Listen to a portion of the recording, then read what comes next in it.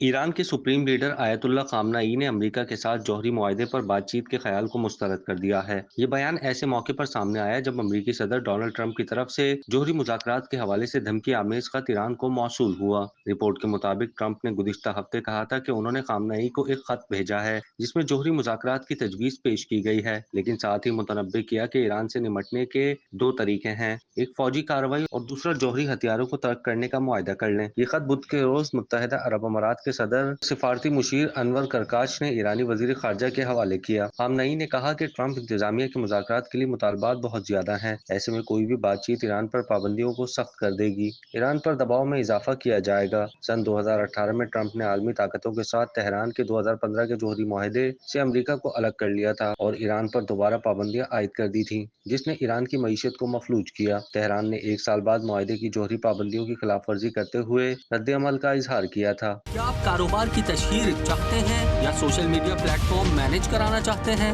تو دیر کیسی، ابھی رابطہ کریں اونلی نیوز کی ٹیم سے۔ ہمارا کانٹیکٹ نمبر آپ کی اسکرین پر ہے۔